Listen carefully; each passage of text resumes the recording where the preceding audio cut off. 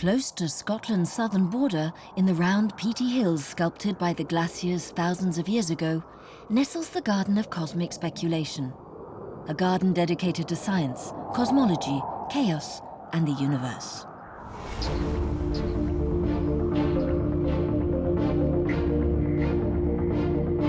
The story of this garden began in 1988, when architect Charles Jencks and his wife Maggie Keswick fell in love with the Portrack estate, an 18th century manse surrounded by woods and meadows. The couple radically transformed this piece of countryside into an amazing private garden of some 12 hectares.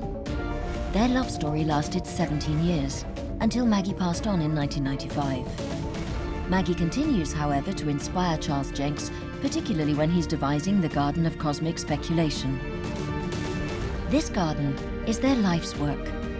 With the support of mathematicians and astrophysicists, Charles Jencks sculpts nature to celebrate the cosmos, a UFO in the art of gardens that we discover today in the company of our green team. Charles Jencks himself and his daughter Lily, head gardener Alistair Clark, garden historian Marion Mako, and astronaut Dr. Jeffrey Hoffman.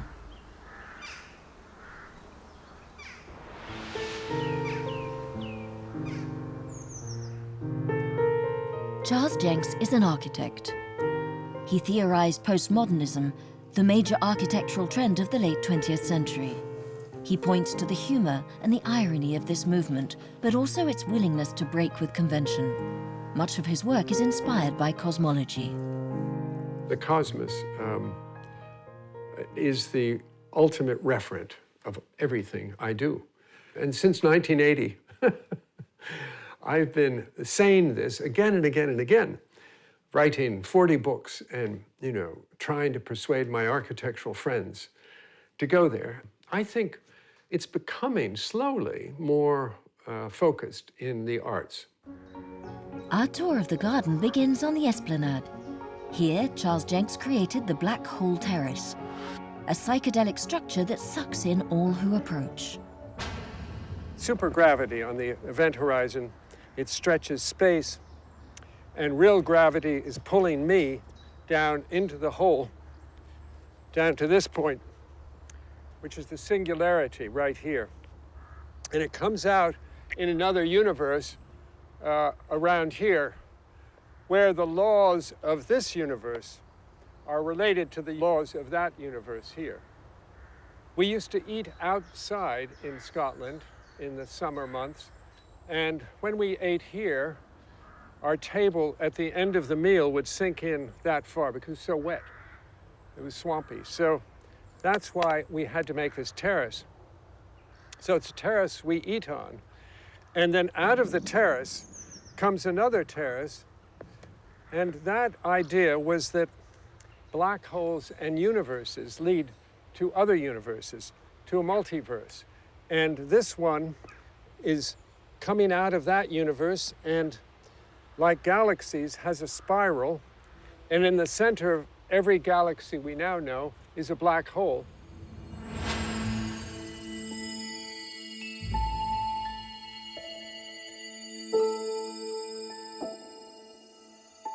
I spent 56 years at Portrack Gardens. I started in 1959, 1960. Long time ago. You might even say that Alistair Clark was born in Portrack, secateurs in hand. First employed by Maggie's parents, this old-school gardener has seen several generations go by. He loves to look after the Garden of Paradise, the oldest and most floral part of the garden. Maggie loved flowers, she was enthusiastic about flowers, and I think, dare I say it, she loved colours, bright colours. And believe it or not, one of her favourite flowers is what we call a weed here. It's cow parsley, and it grows on roadsides. It's that white mop-headed flower, and she absolutely loved that. She wouldn't let us cut it. And I've seen many changes in the garden. For example, prior to 1990, there was no water in the garden. We were totally greenhouse, flowers, fruit and vegetables. It's all been done since 1990, so we've sort of changed from a conventional garden to a cosmic speculation garden. It's been good because, you know, I've been all over Britain and all over the world doing work for Charles Jencks, and I have enjoyed it, at times exasperating, but in the main, enjoyable. In this room, I developed landforms as an art, the art of landforming. So everything that's in the landscape is in this room. I was really interested in a landscape of waves. And in order to have a new landscape design, you have to experiment with the languages of nature. Charles Jencks' trademark is landform, the art of shaping the landscape into mountains and hills. An ancestral technique whose design is here renewed by Charles. Well, a curve, obviously, in the landscape is natural, and a square in architecture is natural. If you look at these shapes in the French curve, this is similar but not the same to that, and this is similar but not the same to that. Instead of repeating everything like Le Notre does at Versailles, all of my work is fractal. That means it's self-similar but not self-same, all right? And this idea in science was emerging in 1988, 89, just as I was working out these landscapes.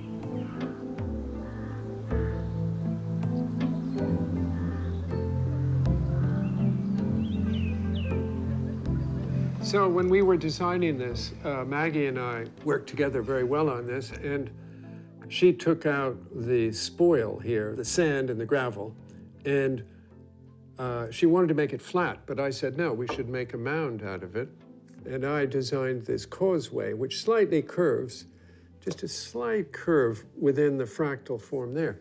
But the big idea is also Chinese, which is that the yin is a flat, reflective, serene female principle, and the yang is a vertical, strong, sculptural shape.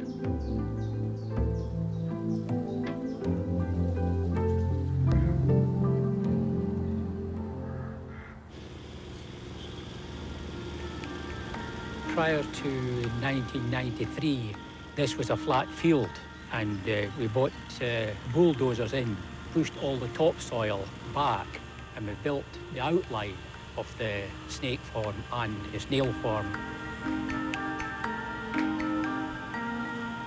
We do have a watering system in with a diluter to feed it, but we've never ever fed it because the more you feed it, the more you've got to cut it.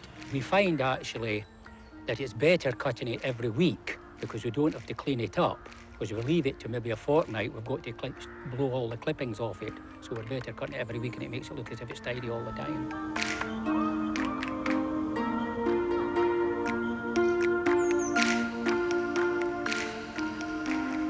I think the landform has a great history in England. I mean, it takes references from other places in the world, such as the Chinese garden, such as in the Nazca lines in the desert in Peru. But it's much more common, I think, in England than in many European gardens. The landform moves on into the 17th and 18th century. One of the great exponents was Charles Bridgman, and he often created beautiful amphitheatres, and these stepped seating areas, such as the one at Claremont, created a focal point at the end of a view in a garden. And then, of course, you come on to the well-known Lancelot Capability Brown, and he sculpted the garden, but in a much more subtle way, so with gentle undulations and little gaps through which to view clumps of trees, but also he would sculpt very finely down to the edge of water in the same way that the ponds in the garden of Cosmic Speculation have very sharp edges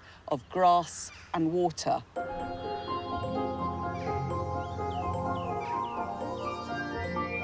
From the other side of the Comet Bridge, all the beauty of the British countryside is revealed. A little path leads off into the tall grass, and the play of perspectives follows the rules of pictorial composition. For Charles and his daughter Lily, each bush hides a memory. You probably don't remember, but there used to be a fence. I remember the You fence, remember the yeah, fence? and Yeah. the cows in it used to come and watch Yeah. us. I love this field because it's so incredibly undulating perfectly. Originally, the glacier was a mile high here, Yeah. and it brought in all this junk, and then it dropped it here when it melted. Right. So these moraines, they call them drums or drumlins.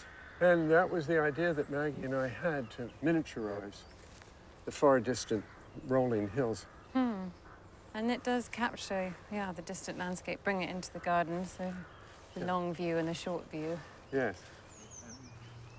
Lily Jencks grew up in this garden and knows all its nooks and crannies. It also gave her a vocation. Following in her parents' footsteps, Lily has become an architect landscaper. Here, in place of the former entrance to the castle, she designed the Garden of Time. Well, it's a really calm area that I used to walk in a lot as a child, and it's an alley, so it sets up this rhythm as you walk. So in this garden, I wanted to show cyclical time, like the seasons and phases of the moon.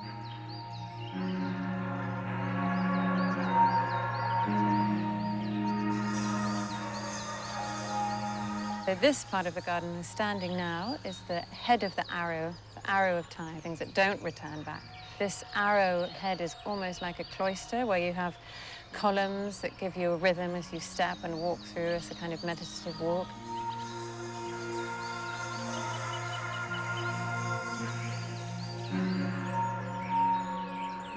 But the garden is kind of latent with potential for understanding our place in nature and being a place of contemplation and philosophizing and thinking about where we are. And that's really the kind of potential in the garden.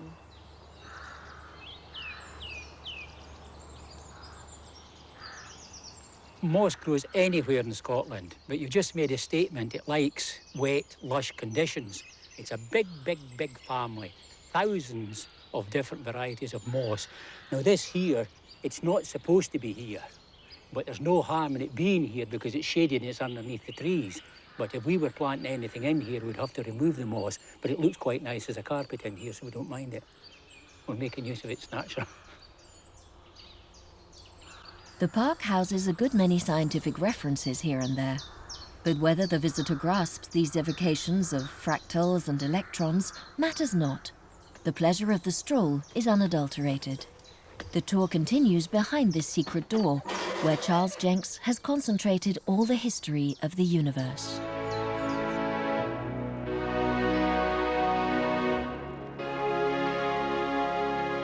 So there's a natural relationship between evolution, which goes up by steps, bum, bum, bum, bum, bum, and water that comes down, bum, bum, bum. So when we turn on this cascade, you hear the music of evolution. What happens in evolution is you rather take 2 steps forward and 1 step back, forward progress and regress. And that's why this cascade goes up one way and then comes back to a plateau and then goes up the other way and comes back, because there's always destruction in the universe, and the destruction of the dinosaurs there led to the emergence of the primates here, the small animals, which led up the way to the first civilizations at the top, which were then destroyed and then led to Stonehenge and the Egyptians, which were destroyed and then led on to modernity, which is being destroyed, which leads on to postmodernism.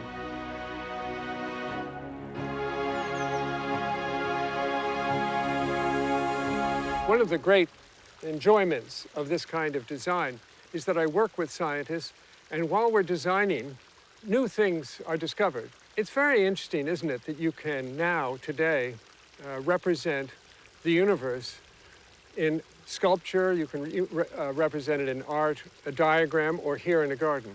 We couldn't do that 50 years ago. From the infinitely great to the infinitely small, there is but a step. Charles Jencks is fascinated by DNA, whose helices changed his vision of nature. This macromolecule is indispensable to the proper functioning of life. The architect has dedicated this garden to the 6 senses, whose motifs recall a Scottish tartan. Maggie and I went through many different versions. We came up with a Scottish garden, and we gave all the parts meaning. Each one of these areas became a cell, but I kept the idea that she and I talked about, which was that the 6 cells had different meanings. Everybody knows the 5 senses: sense of touch, the sense of taste, the sense of hearing, the sense of seeing, the sense of smell. And also we have the sense, the female sense, so that just like our cells in our body,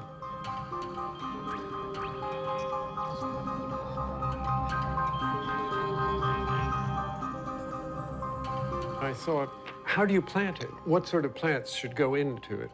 How do the plants relate to each other in color, in form, in smell? So I thought I would morph the colors of planting, and you can see in this drawing where the azaleas morph from one green to a lighter blue, to a purple, to a red, to a yellow. And you walk into the garden of the six senses, and you see mixtures of different symbols. And in this particular cell, we have the sense of hearing.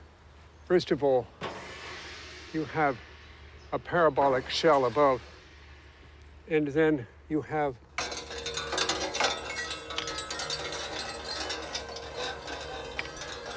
an ear below. There are two little tiny strawberries.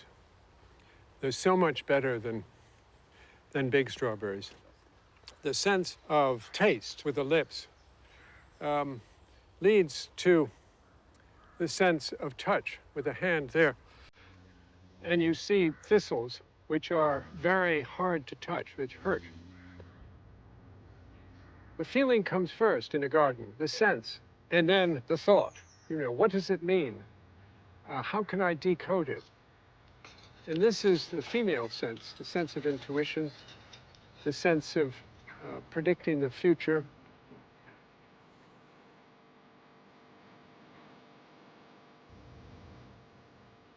You can see her idea here, as well as the idea of my ideas of science and waveforms. We worked together before she got cancer. Maggie's in the center of all these men, and she's in the Getty Museum. I took a picture of her. Anyway, it shows her spirit, and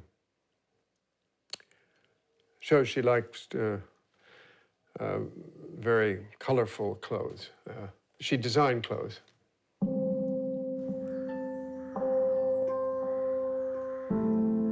I've had a portrait of Maggie after she died. I put her in the quietest place of the garden. It wasn't because it was the garden of death there. It was because it was a quiet place where you find all these plants that her father had planted. I was very interested in putting her there because it's death. Sure, it's death, but it's also the strength of nature coming back is very strong. Every gardener knows that gardens are never finished. Things die, and you sometimes hope that it will work the way you designed it, and then it's a catastrophe. You should accept catastrophe in your life and in your garden, because a garden, you make a move, and you force la nature, is it? And then nature makes a move, hits back, and then you make a move. So it's a dialogue with nature. In the universe, organization emerges along with chaos.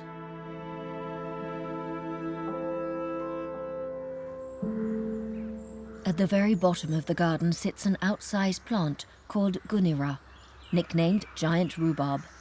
This species grows naturally a long way from Scotland in the upland bogs of Brazil. I love this plant. This is gunira. I think probably because it has such an incredible scale and texture. This is almost like elephant skin. It's so strong. When water comes onto it, it beads and falls, collects in the center. And I've seen it grow. It was very small when I was young. And now I have a daughter and she can hide on it. We can even put her sitting inside one of these leaves and it almost holds her up because it's so massive and so strong. Charles Jencks drew us even further into his garden, into a space that pays tribute to the progress of science and to Scottish scholars from the Age of Enlightenment. We had an old train track that went here right over the river, and then they asked me if they could take it down and build a new bridge. And so I said, yes, as long as you build me a viewing platform here so I can see the trains come through the bridge. That's two breasts or a bum, anything you like. but it's a viewing platform.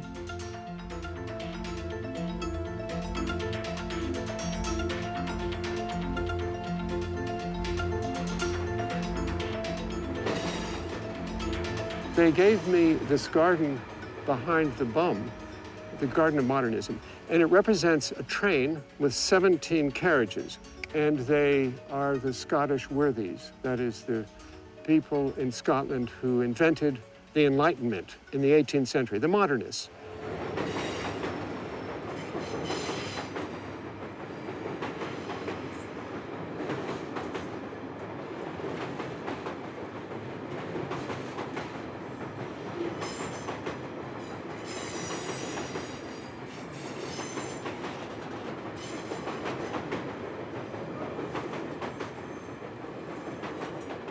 So we made a little map of Scotland, and happily the train went absolutely north because the Scottish people always came from the south, from Spain, from Ireland, which is over there, and they always walked north during the Roman period and before then.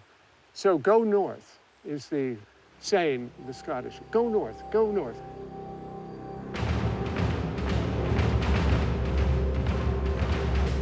The cosmic landscapes of Charles Jencks have since overstepped the garden's borders. Some 50 miles north of Portrack, one of his greatest works is located in a former open-cast coal mine, the Croric Multiverse. In this large-scale landscape art, the Earth's undulations mix with the megaliths to tell the mysteries of the cosmos. But the famous American astronaut Jeffrey Hoffman, who didn't hesitate to cross the Atlantic to come and see them. You see, we found all these boulders on the site. They were underneath the ground, and they're made out of shale, and we found 2,000 of them. Everything you see around us is built from what's here on a coal site, so energy is all around us.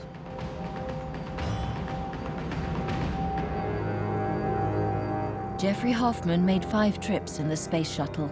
He racked up more than 1,200 flight hours, traveling 34 million kilometers through space.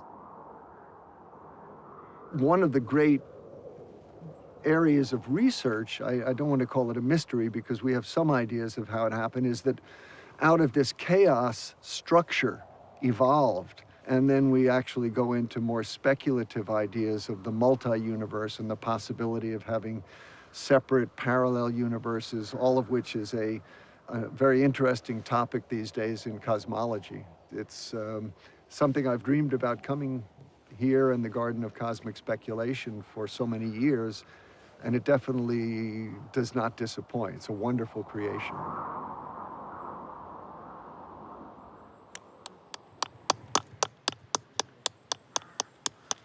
At the heart of the site, the faithful Alistair completes a new installation, a mosaic of red stones, illustrating the importance of the terrestrial magnetic shield against the sun's rays. So we're very lucky to have this shield in here.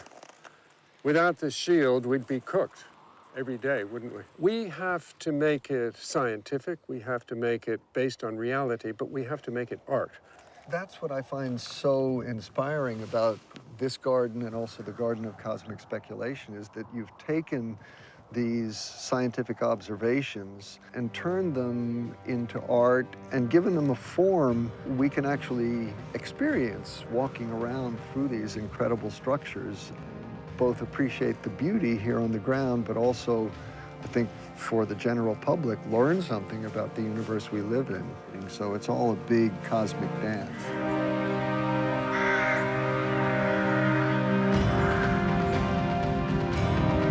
I have to say, I'm not a gardener. My wife does the gardening. She's very good. We say that she has the green thumb and I have a black thumb, so I'm not allowed to touch the plants. I don't think we're going to have a Garden of Cosmic Speculation in our backyard in Boston, but this has actually given me some real things to think about, so maybe we'll do something a little bit unusual next year.